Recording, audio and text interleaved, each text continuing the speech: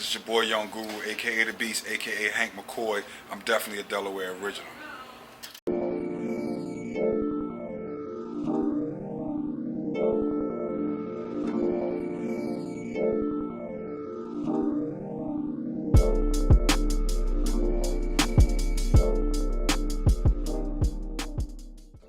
you almost, had opportunity to go with Bad Boy at one point.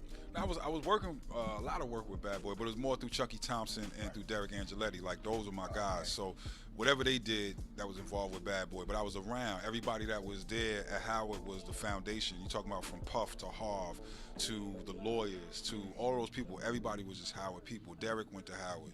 Everybody so. For us, it was just the Howard Mafia. It was just people taking care of other people, but we was rocking. Like one of our guys took over the music industry. Word. So did they ever come to you at a time where you had a chance to sign with Bad Boys? No, I've always been independent. I never signed with nobody. As much as people be like, oh well, you're just. I was never exclusively anything. It just got to a certain point where I was holding down so much Rockefeller stuff that I didn't have to go out and search for sessions with other people. I would get done with. We put out a Jay-Z album. Historically, most of the time he came out in November. So it was like September, October. We was probably recording that. He'd come out in November, but it doesn't mean like nobody else used the studio during that time. So we was working on a Beanie Siegel or a Memphis Bleak or a Camera, and it would just be a cycle. As soon as I got done with one, I would move on to the other one, to the next one, to the next. It was just like that for a number of years. So I never really had to go out and seek other sessions. But I never signed a contract with Jay. Me and Jay to this day have never had a discussion about money ever. Wow. You know what I mean? Like we don't talk about that. Yeah, always been highly taken care of. Like I've never had no complaints when it comes to money. It's more about the being in there and being creative and the artist understanding I'm here for the betterment of your career. So I know you and I know where to take sort of your career. So we it's like almost A&Ring, but there's different sections of A&Rs. Done every part of. And that's the thing. You got to know what you're good at and what you like to do. So at the same time that people are like, oh well, I want to be an A&R and I want to pick records and I want to be creative. There's also a section of it where you got to do a lot of paperwork and you got to handle budgets. And there's some people that are just A&R administrators and that's all they do is handle paperwork and say, okay, this is how much money you got left in your budget and here's the sample clearance and let's have meeting with lawyers all day. Some people like that. Some people like me hate paperwork and hate dealing with all that, and I'm more in the studio and being creative but still having an understanding of that. So it was sort of like a trifecta of me and hip-hop being in the studio along with Just Blaze and people like that, directing the careers of these people and then having people in the office, because without one or the other there's no success. So you got G and you got Lenny and all those people that are in the office that are running around town kissing the babies, dealing with people that I don't necessarily want to deal with and having meetings, but that's just as important. It's like I'm making the product, they sell the product. Exactly. Yeah. Word. So your introduction to working with Jay was through Memphis Bleak, right? Yeah, so I was doing sessions. I ended up getting with this manager, this girl named L'Oreal, and she was an A&R administrator actually, and she was putting us on all these sessions. One of my guys was working with Bleak. He was having a baby or got sick, one of the two.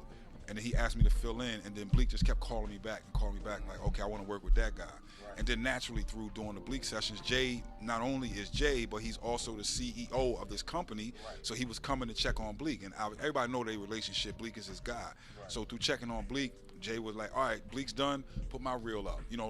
Record me saying this, da-da-da. And then that's when he invited me to come to Baseline, because Baseline was just me and Bill. Word.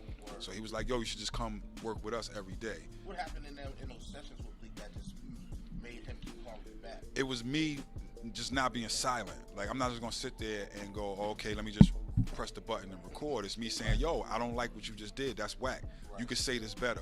Why don't you take this word out, that word out? What are you really saying there? We can condense that. It's like helping him. The same thing I've been doing, since sitting in Monte basement with my friends and everybody around here that rap. Right. Just trying to direct the artist and make the best record. So he had never really had that experience of somebody sitting there helping him craft the record. Weird at first? Nah, he wasn't taken back. It's the way you say it. I know how to communicate on every level. So it's like, I don't care if you're in a boardroom all the way down to the street corner, I know how to communicate with you. So it's a way that you talk to artists. It's a way that you draw the best out of people. That's really a part of engineering as well. Right. Your job is to draw the best performance out of the artist. Right. So sometimes you got to get them mad. Sometimes you got to stroke their ego. Sometimes you got to put them in situations to get to a certain point. Right. So it's always been natural in what I do, but it's just Bleak recognized it and was like, I want him back. And Right. then through that was when I met Jay. Now I know you said that at one time you was like you was living at Baseline Studios. Yeah, I basically lived there What is for that like a like? good like 8, 9, 10 years. Meaning, I thought you was gonna say months. After no, like years. Like I was literally every day get up, go there. I may spend 2 or 3 days there. Don't leave. And when I do leave, it's like for an hour or two to go take a shower, come back. And that's basically what I had. That much work. We were kicking out that much work, and it was just every day making beats, recording artists, figuring out what waking up on a Saturday with me and hip hop, like, okay, out of all the state property guys, Freeway got the most records. Okay, we're gonna do this Freeway album. Okay, just organizing like that. Right. That was our big thing. Was like, let us make the music. They gave us the space to make the music, and then once we did that, they took what we had and tried to sell it. They never came in and said, okay, I need one of these so I could sell it. Right. Like Kev, Leor, Julie, the people that was running Def Jam at the time, they didn't operate like that. Right. They never asked us to do a specific thing. They were just the best at, okay, this is what you giving me, Goo? Watch me sell the hell out of this. Right. And that's how they moved. That's how they operated. It'd be fun. Like, we'll make a record, we'll go in the office. Murder Inc. office was right across the hall from my office. So you just go in the office and just start blasting music and be like, oh, this is what we made last night. It was like this friendly competition sort of bouncing thing. off each other. Yeah, like it was just all to make better songs. Now working with Jay, how did you guys continue to build that relationship in the studio? Was it the same with Memphis, where you just wasn't afraid to? Yeah, I'm not afraid. I'm not afraid to give my opinion. I say my opinion strong once, but then I also understand that I'm a soldier for him. I do soldiering, and people don't really know how to soldier, because a soldier can have his opinion, but then once the order come down, you got to go do what the order say, regardless of what your opinion is. So you kind of have to bow down to the fact that this dude may have, more wisdom than you. Right. And he's never failed me. Right. So I'm not telling you follow a fool. You don't Right. follow no fool. But when you see somebody that is a great leader, that has a very distinct way that they want to roll themselves out as an artist, that understands themselves as a man, that is very good at expressing himself, then you fall in line. Right. And it's like, okay, here's my expertise and here's what I do and here's my opinion. He takes my opinion into account, but then he also takes into account this person's opinion and that person's opinion and that person's opinion. And then it's like, okay, now I made a decision. Now y'all as my team go execute my decision. Now it's interesting that you said that, because people like you and Memphis Bleak have been working with Jay since forever. But where did it break down when it came to people like Dame? Dame was never like really in the studio with me until later. Like, and then he was never really a studio head. He was the office guy. He was the guy in the office arguing for us every day. Like, the thing you gotta love about Dame is he was Rockefeller or nothing. Right. And that was it. It was just like, this guy was in there arguing. He didn't care who it was, Def Jam, whoever. You see the tapes now, but it was like, that's how that man was every day. And I can't be mad at that. Like, he was team first. If you ain't with us, I'm not with. Like, he was just arguing for his artists every single day. Right. So his thing was more of the office side of it, and also the clothing side of it, Right. which I wasn't really a part of. So it's like, I respect the fact that nobody can. It's the same way I'm not going over to Rockaway back in the day and telling them how to cut clothes. Right. Like, that's not my thing. That's not what I do. Was handling all that. Yeah, they was over on that side doing all of that stuff. And or Dane would do something simple like, hey, come to the studio, here go this song, Old Boy, that we just made. That's it, Goo? Okay, we doing a video to that Friday. Let's go. Just those sort of things. The music side of it was more like us in the studio. You know what I mean? And Dane was the person that was like, whatever you give me, I'm going to promote the hell out of it. Yeah. So what do you think, like, later on when Rockefeller started to have their issues, where was the disconnect between people like, Kareem, Dame, and I don't, to be honest with you, and I hate. And you ever see that, like, once in the studio? I when it didn't, started to- because they wasn't never around like that. Like Dame, he would come to the studio, kick it maybe, you know what I'm saying, listen to some stuff and leave. And I hate when people, even people that was involved in the company, nobody was in the meetings with Jay, Big, Dame. They would go in a separate room.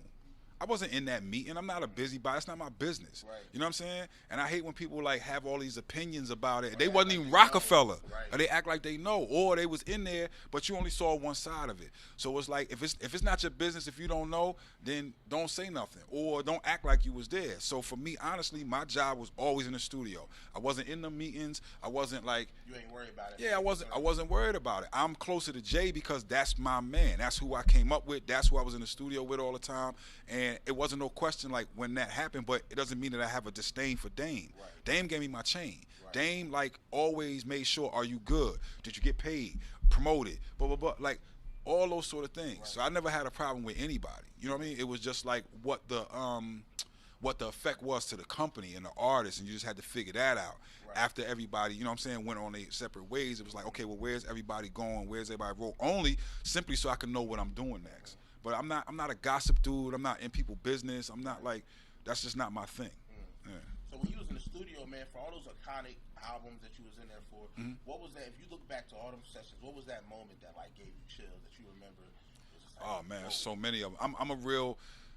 When I say this, I don't mean it in the like. When I'm going to say I'm a real conscious dude, and I don't mean that in the terms of like, oh, I'm woke type of thing. I'm very aware of the moment, of what's going on in the moment. So it's like I give thanks all the time for moments. So like watching Cam and Jay do New York City, watching Jay do the Blueprint in the Weekend, watching Freeway start, you know what I mean? And people telling me Gouda, he'll never make it, his voice is too weird, and watching him do Rock the Mic and watching him do What We Do, and just all those special moments. There's a lot of it too was me and Beans, just Beans being from Philly, we got a lot of things in common. Right. You know, we listened to the same radio growing up. We kicking jokes about like, yo, did you ever know that Butterball was white? Nah, I didn't know that until I was such and such. You know what I mean? Just things that if you didn't grow up in this area, you wouldn't relate to. So me and Beans connected on a whole other level. He was a real late dude, and I was probably the first person around him that was like, I bet you I can stay up just as long. Like, I would stay up for days with Beans. Just days. We would maybe go to sleep for like 2 hours, wake up, buy toothbrushes, and keep going. No showers, no nothing. Like, just music. 24, you know what I mean? 7.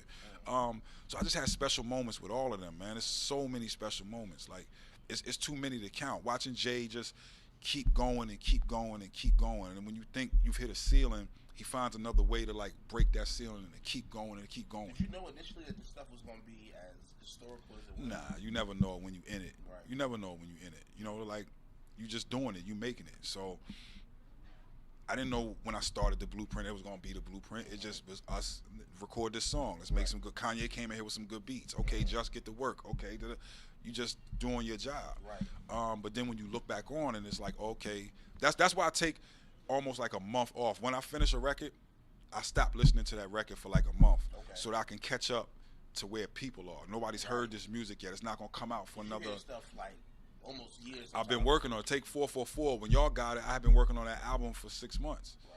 You know what I mean? I started in January and stayed in LA for 6 months. Right. So I gotta kind of like not listen to it for a second. Not only just to appreciate the album, but to be on time with people. So as a DJ, I gotta know when is this song picking up, when is it at its height, and when does it go down. Right. You know what I mean? I gotta know when people are tired of it. Right. So it's You like gotta be able to listen with from the ears fresh of people who ears. are Yeah, consuming it. exactly. Got you. So speaking of 444, man, when Jay gave you that call and said it was time to get back in the studio, what did he like? What did he tell you was his vision? He said, "Come to my house." It was it. Long story short, I was in LA working with Alicia. I was DJing for her, so I do like, you know, me and DJ Dummy sort of like balance that, and DJ Active. Shout out to Active too. So it's like having good friends. It's like Dummy was doing it first for Alicia, but then J. Cole went out, and he's not only J. Cole's DJ, he's J. Cole's music director. So then he was like, "Can you fill in?" So I was DJing with Alicia New Year's. Flew home January 3rd. I was in California working with Jay. Right. So you never know what it is. Just know, okay, we're just gonna record some music. You don't know if that's gonna be an album. You don't know what that's going. He could record for a week and then say, "I'm not feeling it," and be out. It eventually became 444. And then you start to figure that out. You start to figure out that he's about to have this real personal album, probably the most personal he's ever done. Right. And it's another chance for us to make history. And you know, I'm more proud of the fact that it's like this dude's 47 years old, 48 now, and still making relevant music. So we have the opportunity to see a 50-year-old in hip-hop we've seen 50-year-olds, but not at this level. Right. Not at this still going out on the court and scoring 40 points. Was right up to where he should be rapping at. Right, exactly. It really was something that the people needed to hear about not spending money in the strip club all the time, about understanding what good credit is about. It's just about your truth. I think that's the one thing that if somebody would ask me, why is this man so successful at MC? Now I'm not even talking about his business ventures. Right. I'm just talking about at MCing. Right. Because he tells his truth.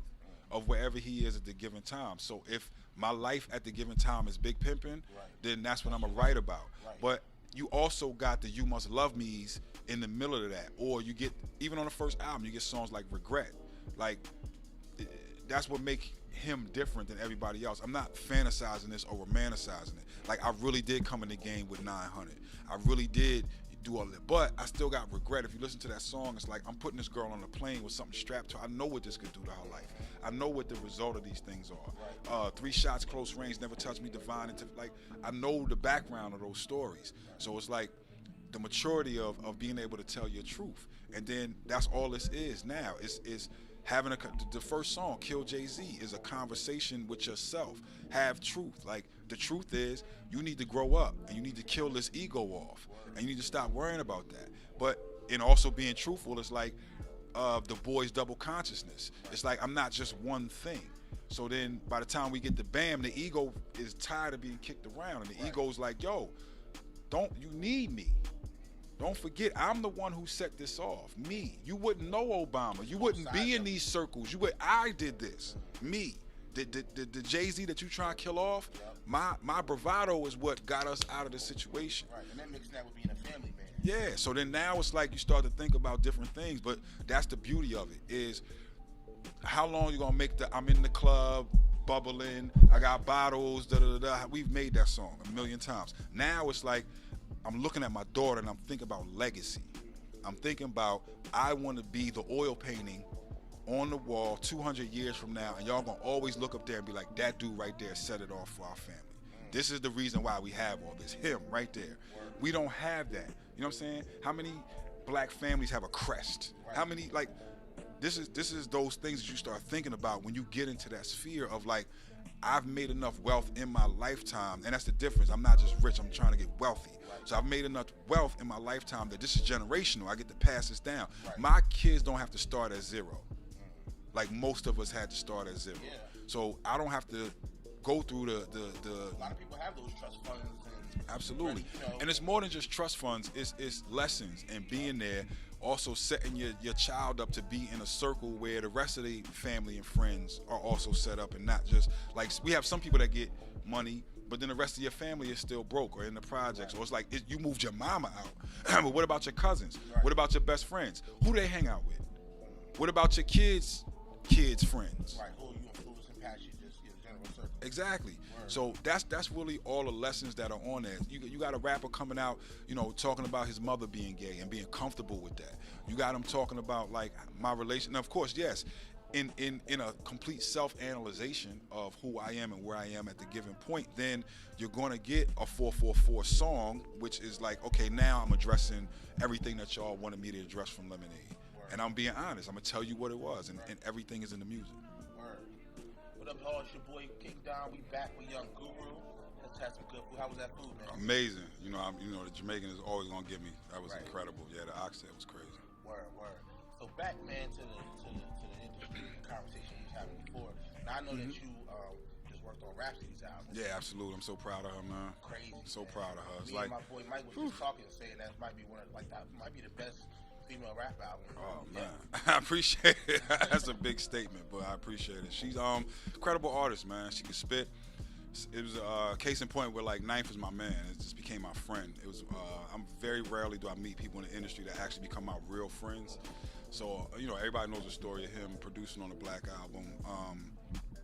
But he, I saw that thing where he's trying to take care of a lot of people. So I came on to Jamla just to be like, all right, let me help you with this, because it's like so overwhelming when 30 people literally get up every day and be like, okay, design my life for me, sort of thing. He's the leader of it. It's his brainchild. So me coming on there was just like, let me help my man out. The thing with Rhapsody was like, we finally got a chance to do a major release. We took it to Rock Nation, obviously, because I'm gonna take family to go meet family.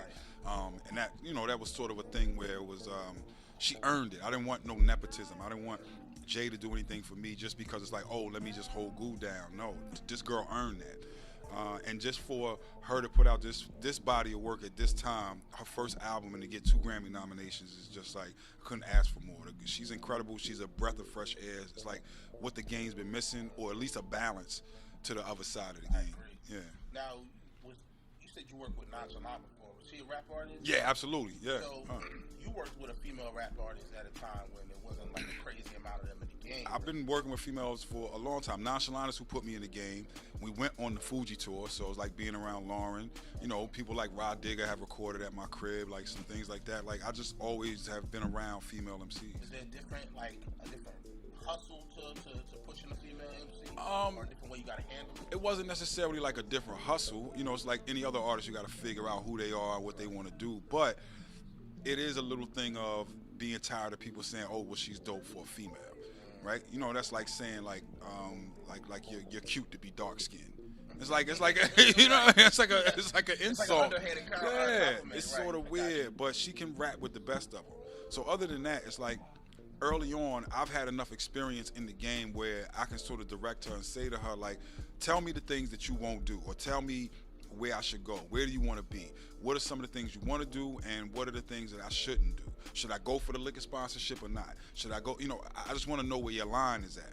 So my job is to help you become the best you. Not too many times people try to take somebody and form them into this idea that they have of who that person is without asking them who they want to be. And that sounds like a simple statement, but people do it all the time. You know, people see one style or one thing bubble up in the industry, and they start to make a cookie cutter version of that. They roll the sheet out, and they just start making the same cookie over and over and over again. It's like, nah, you got to figure out, well, where do you want to go? What statements do you want to make? Some people are very happy with not being too popular. They make their money. MF Doom is not going to go do radio and all this other stuff because that's not his brand. He feeds his audience, and that's it. So I'm saying all that to say I was very specific with her to like say, where do you want to go? How do you want us to get there? And then I'll best design the way for us to get there. Now, Rhapsody's path is, you know, she's just more lyrical. She doesn't, when you see so many of R&B or not rap female artists now are more pushed from the sex standpoint, or just getting surgery. They don't really even have necessarily the talent. They just have the look, and then somebody can write that. I mean, we're in the social media age, so our record label's going to go out and sign somebody that has 2 million, 3 million followers. Like, of course they are. Right. But all these little things that people used to say to me when I was a kid, I actually try to live those things out. So when somebody says, you know, don't hate, just be the change you want to be. That's all we do. It's like instead of concentrating on saying why you don't like something, it's like, okay, let me give you the alternative. Here you go. Here's Rhapsody. Here's great lyrics. Here's great beats. We stick to a formula of a certain aesthetic as to the way we make the beats. So it's going to be boom bap in there. It's going to be samples. It's going to be really dope soul samples. But it's also growing with the times and understanding like, okay, we're going to get Terrace Martin to play on all these joints because we need some live instrumentation. We're going to do a song like Sassy where you can, it's not a turn up song, but it takes you back to that feel of like college days and sort of like those things. That's the only difference. It's like, don't hate, just put out there what you want to see. So when it comes to this new album, Layla's Wisdom, it feels like the album was a long time coming because I think it was. You know, she had a couple albums she put out and some mixtapes, but it's been a minute. Yeah. You know, what was really the growing process from then to this album? Well, the growing process is that we had almost completed the album before she even signed the deal. Wow. So we were just in our next thing of what, as Jamla, of what we were going to do, and Layla's Wisdom was going to be the next one of those. But in that process, we got an email from Spanish Rand that was like, hey, do y'all want to bring this up here? And I was like, perfect. Like, that's the perfect thing. So I went and had a conversation with Jay, conversation with Tata, and was like, this is where I want to bring it. I asked Ninth, because Ninth is so adamant about being independent. And I asked him, I was like, do you want to sign with anybody? He was like, I don't want to sign with anybody, but if Jay want to sign, then I would do that deal. And that's basically what happened. So we had a lot done. We signed a deal, and then we said, okay, we're not going to just hurry up and put this album out. You got to set up an album like this. There has to be videos. There has to be marketing and promotion meetings. Now, being that this is going to be an official release, we got to go and clear every sample. So what we did was we did Crown as a mixtape. We did that quick. We did that in like 2-3 weeks. So we said, okay, we're going to give y'all Crown to hold it over until we get this album done. And then we started going back in and inevitably making new songs and revamping songs. We either like switch a beat out. We actually had different beats or different things that, you know, were on that album. And then it was like, say, Ninth does Duckworth. Okay, so we were going to use that beat at first, but nah, Kendrick picked that one. Of course, we're gonna tell Kendrick he can use that one, and we'll flip another beat. So it was just flipping beats and figuring out the best way to construct the album. Word. So when you saw like the response to that album, It's been amazing, man. I didn't expect it. We didn't really spend a lot of money making this album. And I didn't expect it to do what it did for her, like to be this critically acclaimed, to have her go on tour for the first time, seeing people like mouthing all the words, while she's performing. You definitely see that flip of where she's gaining new fans, and that's my whole thing. Is like from the underground to the mainstream. Exactly, and that's what I want to do. I don't want to preach to the choir. I want to get more people into the church, more people into the into the congregation. So if you just keep talking to the same people, you're never gonna pull more people in. What do you think? What you got planned for Rhapsody coming up? Oh, we're definitely gonna drop music for Grammys. So of course, I'm well aware that there's still a whole gang of people that don't know about her, and especially the world outside of hip hop. And that's what Grammy does, right? It introduces you to whatever's outside of your sphere of type of music you make. We all do it. She has a European tour coming up after that, but we definitely dropping more music. And I have a full-length documentary on her where you'll see the process of us making Layla's Wisdom. Okay, word. Yeah. So I really want to get your idea, man, of just how you see hip hop and just the music industry in general progress from CDs to streaming now, because the way that we consume music is totally different. Right. It's different than having to go to Tower Records or go down the street or even getting a record, or you know what I mean. Now you can just boom, pick up your phone and listen to whatever. I mean, I've seen music go through all these stages. Even before, I saw when it switched from vinyl to CD. Right, I saw when it switched from cassettes to CD, like all of those different things, and then going from, and what you basically learn is what you're actually selling. And I think where the music business messed up was that we thought we were selling a piece of plastic, and you're not. You're really selling intellectual property. The medium of which that comes on doesn't matter, as we see now. So if we take away the physical medium, we have streaming, and people, every time it flips, people complain and say, "Oh, this is going to kill off the thing." Right, which is not. Now that streaming is here, you see how much more people consume music. The thing is we have to set a correct rate for how much each stream is worth and what the streaming services owe to every artist. But if you think about, imagine me getting paid every time somebody played the Blueprint in a car. That's amazing. That's amazing to me. That's amazing to me that every time you press play, that's a money revenue for the artist. We just have to figure out how much that is. And it's also a thing of taking it from having to go to a brick and mortar store and buy that actual CD to now I can just listen everywhere. Everybody has a phone. So you're streaming music constantly, and it's a constant revenue service from all across the world. What do you think have been some of the negatives, though? I mean, the negative is this: is that number one, we lose the album to a certain degree. No, I mean just this concept of an album, because what iTunes did is say, okay, I can buy this song for 99 cents, which then breaks up my album. It also legally makes me have to redo my paperwork or think about it in a different way, because the way that the percentages are broke down is based off of albums, if you can understand what I'm saying. Only singles were set up to say, okay, this may be this one song, and I have to do a deal for this single. Now we're looking at, okay, well, if I'm on an album and my song is the one that's streaming all the time, I'm getting the lion's share of the revenue, sort of thing. It switched that. Right, it switched you having to listen to an album from top to bottom and understand it as a cohesive project.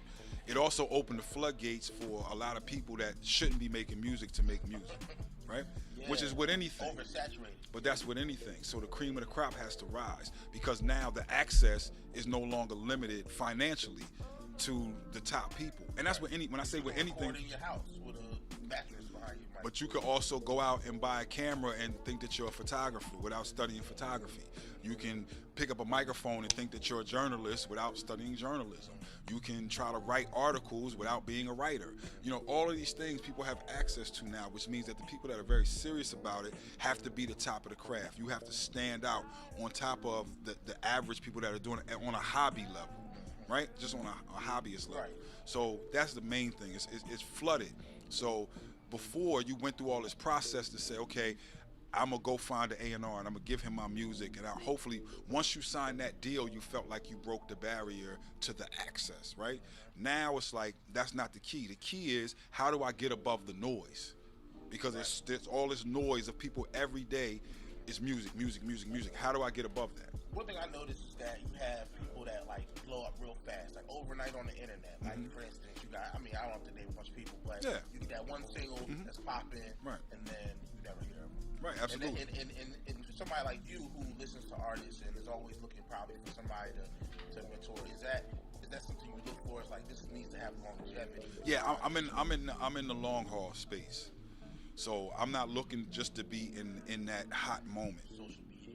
Yeah, and it's cool if you come out with a song and it's like hoverboards. Right.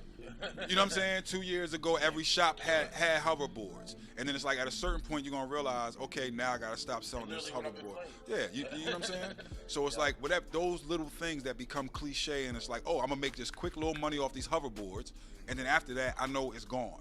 If you could explain that to like an up and coming artist, like now, like the value of longevity based on just getting that quick internet hit. The quick internet hit is your attention. But what happens after that? And see, what it is that people used to have a training period or an apprentice period, or you put in all this work like before I actually saw you. Right. And then you were ready for the stage. You were ready to do shows. You were ready to record albums. You studied a craft and you got really good at it. What we're doing now is we're watching people as they study. I'm looking at your homework. If you understand what I mean. Right, yeah. You haven't even graduated yet. Right. And I'm looking at your high school homework and you're calling yourself a writer, or you're calling yourself a photographer, or you're calling yourself whatever. As a musician, you have to study what you're doing. Even if you're a rapper, you're a musician. So you have to study. And that's the thing. People that study and take this serious, they'll have longevity. But you also have to make moves for longevity. So one of the easiest way for me to put it is always vibe over money.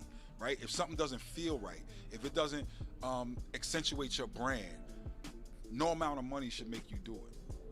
That's it. That's all you got to do is think about that, and you'll be cool. But if you take the quick check, my father called it stepping over $1 to get to a dime. And it's like, that's a really good analogy. That's crazy, yeah. And so that's really the thing is study your craft. Become really, really good at your craft. The one thing that I love when my son said, oh, I want to start rapping, I was like, okay, cool. And I'm the type of parent that encourages. He said to me on his own, he said, Dad, I think I'm going to just take a year and write. And I love that because he's understanding you got to get good at this. Right. You got to practice. You got to put in your hours. You got to like study everything. And there's so much music, and it's easy to do now. It's very easy to do. My son, if a Tupac movie comes out, he goes out and he watches every Tupac documentary. He watches the NWA documentaries. He watches the Snoop Dogg documentary. If Prodigy passes away, he goes back and listens to every Mobb Deep song. So you could go do the history. My point is, it's all there on the internet. It's all there for you to study and to figure out how people made those records. You think the internet has kind of messed up artist development? Because I know before in the past, you would find the artist and they would put him through a process, like you were saying, you had to learn and to see you do stuff. They had to teach you how to kind of to write a rap, to create a bar, create a song. Well, there is really no artist development now at this point. There's no budgets for that. What's happening is the artists are developing themselves. Right. And then once they get a buzz and once they get enough following, then the record label comes in and says, oh, this person's hot. So the type of A&R that would like go to a bar and see a band play and say, I really like this band. I want to sign them. That's not really happening that much. Now it's like, what's your numbers? How many followers you got? And again, that's not necessarily leading towards that person developing. So you still have to have those people that, I think the last person that really did that in the industry, and it's so sad that we lost them, is Yams. Like Yams was the one developing that crew and was like, okay, here we go. We about to have another. He had the foresight to see. He was just going to be another, like one of those guys, a Puffy or a Irv Gotti or something like those classic guys that develop crews. He was about to be another one of those. But that's the last time I really saw somebody sit down and be like, let me have the foresight to design my crew and to push these people and to get them in the right position. Rob, you could tell they didn't just blow up off of the internet. It was developed. They got the area, and they got the area around that, then they took over the world. Right. Word. And then they did it from a standpoint of knowing how to market themselves when it comes to the clothing. Which was all Yams. Shout out to Yams. Rest in peace to Yams. So if I had to ask you, like, for the local, Delaware, man, we're a small state. And we have a lot of good talent, a lot of really good rappers, musicians, we're all over the map. But really, Delaware is getting to a frustration point I see online where artists just kind of ready to see something happen. Yeah. We got a few people in the industry like Sap and a few people that are doing stuff, but we don't have a lot. And somebody like you can offer advice to an area that may not be in a big market. The number one thing is you got to cut the crab in the barrel mentality. That's the number one thing. Or thinking like, oh, it's got to be one person or put this person out.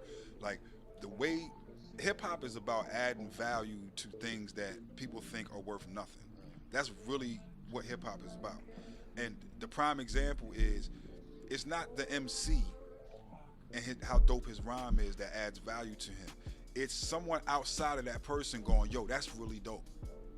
And then the next person is going to go, that's really dope. And then it's going to build up. If everybody supports and holds each other up, you add value to people. Wow, that's the truth. That's really what you do. So then outside people will start to say, oh, this is the guy bubbling in Delaware. Versus like, oh, I got these many followers, this is my movement over here, I don't really mess with him because he from this side. You got to all support each other, because then other than that, it's just this crab in the barrel pulling each other down thing. And that's what's happening. Yeah. There's a lot of people just constantly pulling this person, this and that person, right. that, you know what I mean? Right. And at the end of the day, nobody gets a shot. Right. And you have to like literally decide what you want and where you want to go with it. So then you could take the whole scene and promote the scene versus just promoting one person. If you had to give like an artist just advice on when it comes to marketing themselves, when you come from a small market, you know, what would you get up and go to the big markets, dominate this market, right? But you're not that far from Philly, you're not that far from New York, you're not that far from DC, you're not that far from all these places. You got to get up and go. You can create your own little like Chitlin Circuit run that you could go on and start promoting your music. How many times have you got up and gone to SOBs in New York and started handing out your music and being at the right places? That's nothing but a bus ride. It's nothing but a train ride. It's nothing but a car ride. Like, start going to all these different places. That's what you really got to do, to start promoting yourself everywhere. A lot of these artists think they can just do the social media.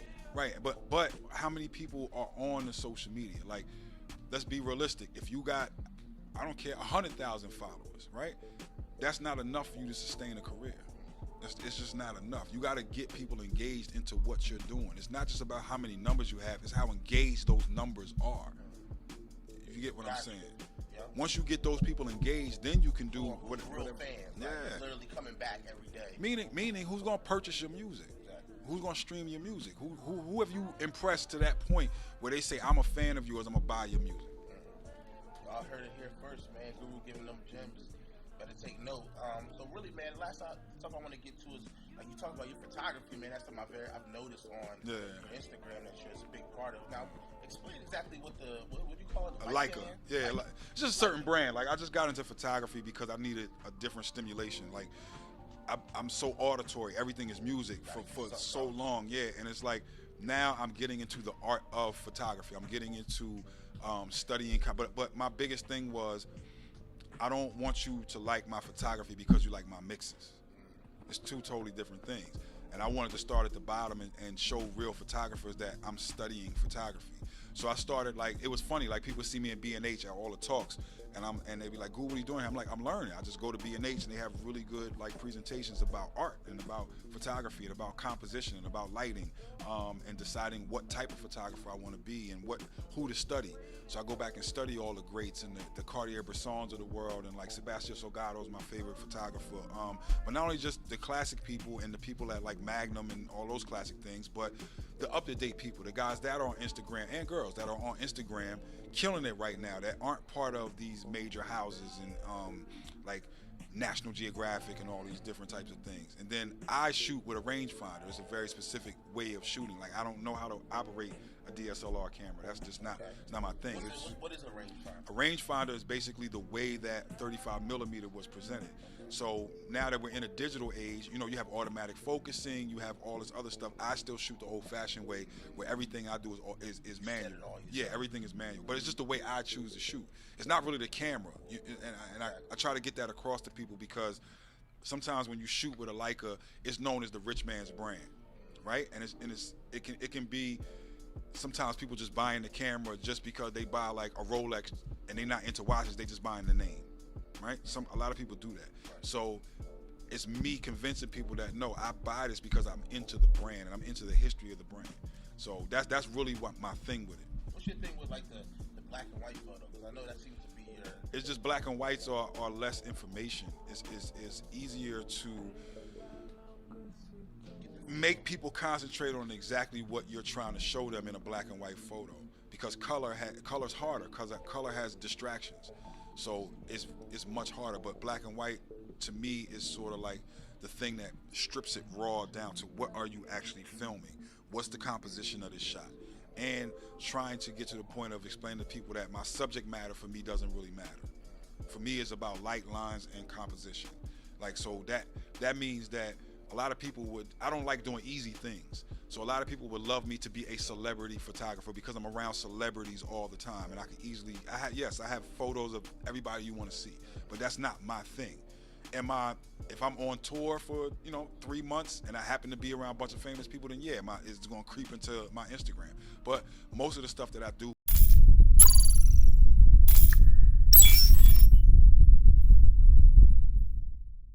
It is, it's your boy Young Guru, aka The Beast, aka Hank McCoy. I'm definitely a Delaware original.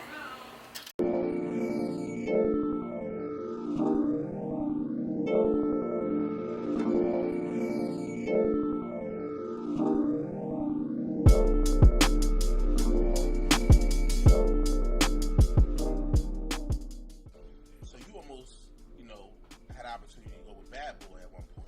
I was working a lot of work with Bad Boy, but it was more through Chucky Thompson and through Derek Angeletti. Like, those were my guys. So whatever they did, that was involved with Bad Boy. But I was around. Everybody that was there at Howard was the foundation. You talking about from Puff to Harv to the lawyers to all those people. Everybody was just Howard people. Derek went to Howard.